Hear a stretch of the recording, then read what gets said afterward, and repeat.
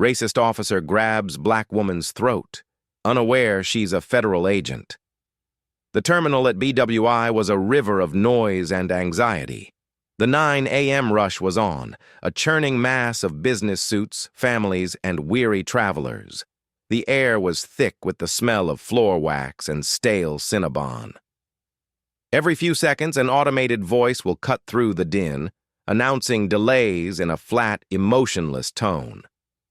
At the back of the snaking security line, a woman stood, perfectly still. She wore gray sweats, a simple black t-shirt, and running shoes. A baseball cap was pulled low, shadowing her face. She was anonymous, a ghost in the crowd, one hand resting on the handle of her standard black carry-on. Her name is Zara Adebayo. To the world, she was a mid-level consultant. The name on her driver's license was one of 3 she currently maintains. Her heart rate was a steady 62 beats per minute. She inches forward, her eyes scanning. Not the people, but the infrastructure.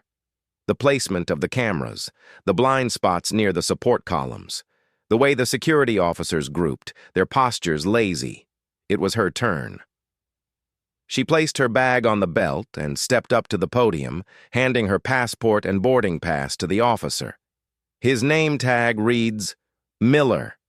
He was a big man, his uniform straining at the shoulders and the gut.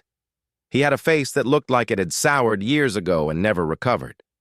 He looked at her passport photo, then at her, then back at the photo. A slow, ugly smile began to form at the corners of his mouth. "Adebayo, huh?" he said.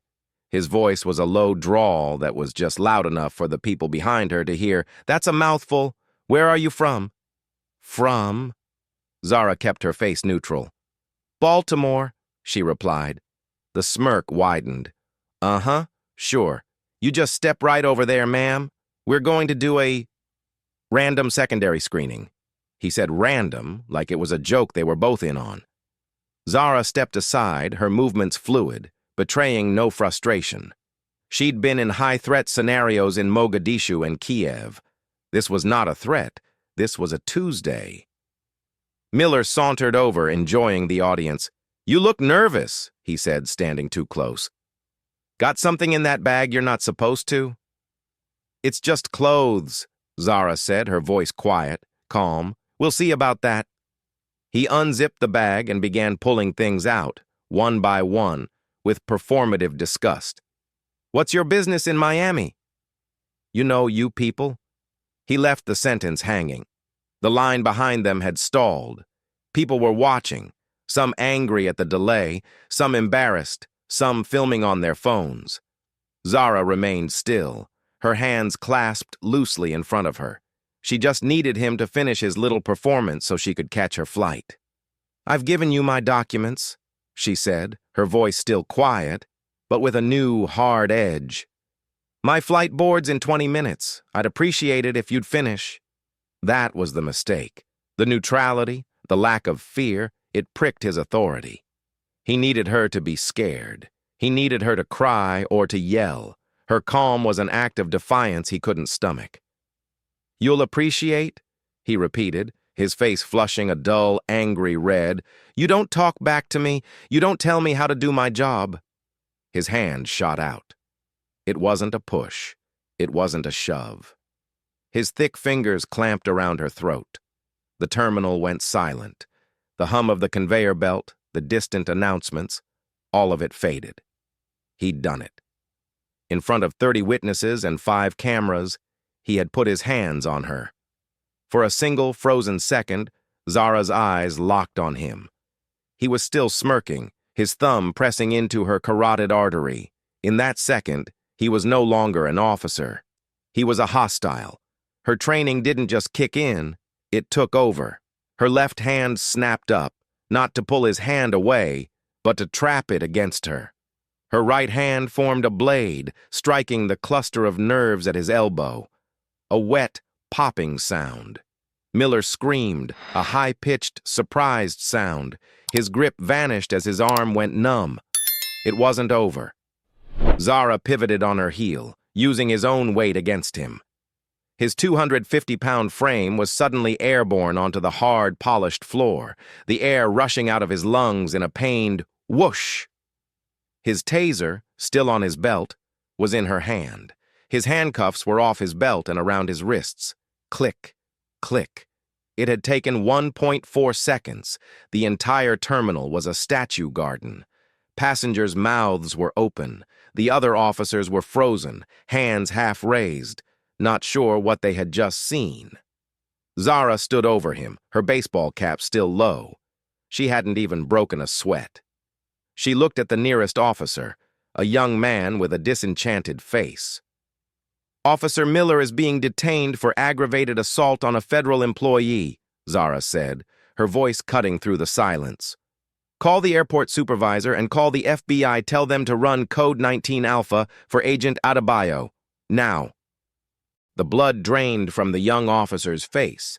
He knew what a bad apple was. He had no idea what an alpha was. Officer Miller just lay on the floor, groaning, finally understanding he hadn't just picked up a passenger. He had picked on the wrong species. Zara sat in a sterile gray room deep in the airport's administrative wing. The coffee in the styrofoam cup on the table was cold and bitter. She had already made her one call. The airport supervisor, a nervous man named Harris, was pacing back and forth, his tie loosened.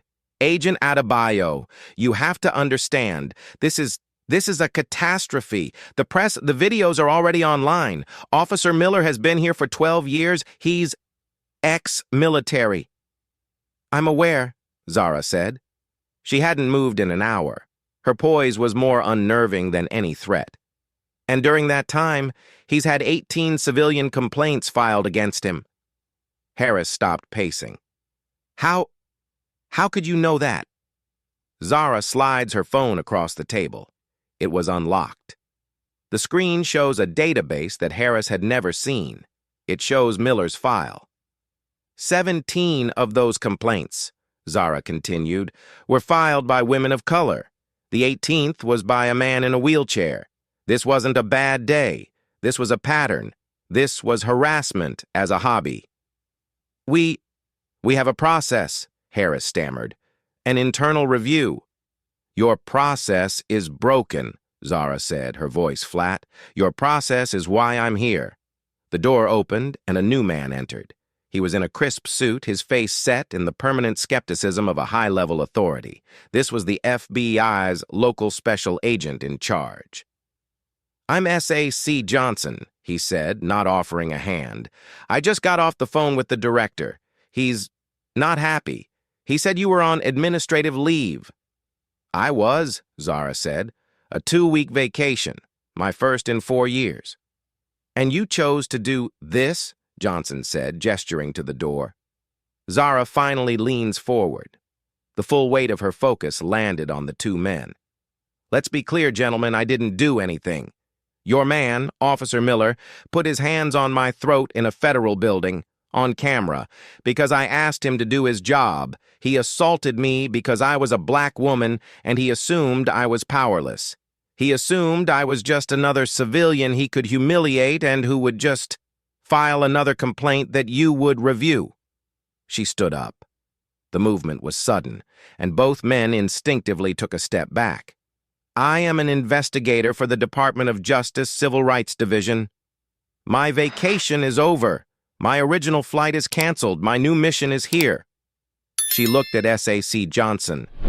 "I'm not an agent in your sense. I don't chase spies. I hunt patterns. And the pattern here just assaulted me. I want this airport's entire internal review archive. I want every hard drive from every security camera, and I want Officer Miller in a room now. He's not just a bad apple. He's a symptom. And I'm here to find the disease." The FBI agent's face had gone pale. He was connecting the dots. She wasn't just a field agent. She was a scalpel from Maine Justice, the kind they sent to dismantle entire departments. "My team," she said, "will be here in an hour." 3 days later, Zara was in a formal boardroom on the top floor. The skyline of Baltimore was visible through the floor-to-ceiling windows. She was no longer in sweats. She wore a dark, perfectly tailored suit, her hair pulled back. She looked like what she was, the single most dangerous auditor in the federal government. At the table were Harris, S.A.C. Johnson, the regional head of the TSA, and Officer Miller, who was in a cheap suit, his arm in a sling, his union rep sitting beside him. "This is a witch hunt," the rep began. "No," Zara said. "A witch hunt is based on fantasy. This is based on data." She nodded to an aide, and the large screen at the end of the room lit up. It was a file, but it wasn't about Miller's assault. It was about his finances.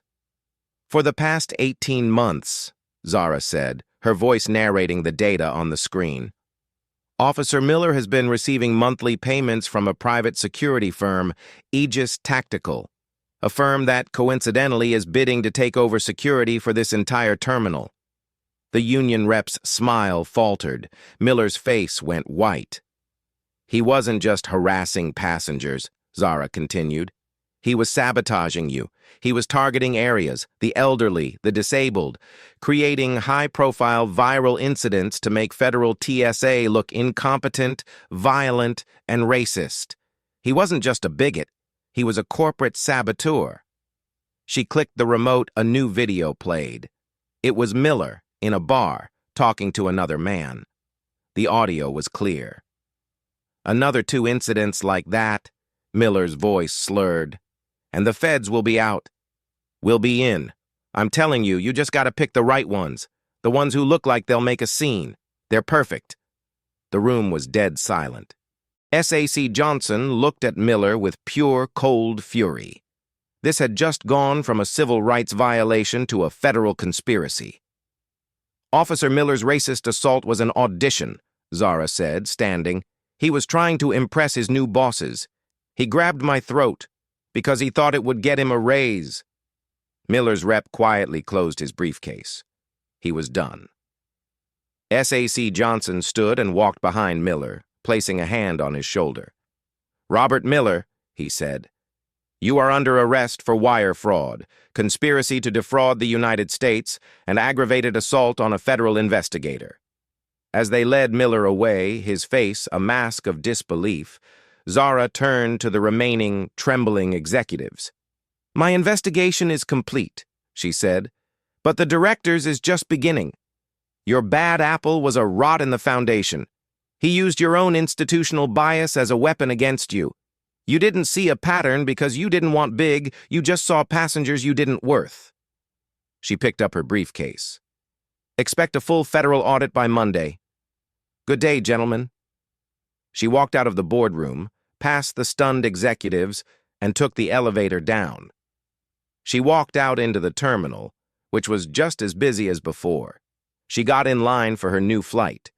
The new agent at the podium, a young woman, looked at her boarding pass, smiled, and said, "Have a safe flight, ma'am." Zara nodded, and for the first time in 3 days, she felt her pulse begin to slow. "I will," she said, and she walked through. Zara's story shows how bias can hide a much deeper corruption. Have you ever witnessed someone abusing their small amount of power? Share this story to stand up against prejudice. Comment below with your thoughts on the ending, and subscribe for more powerful stories of justice.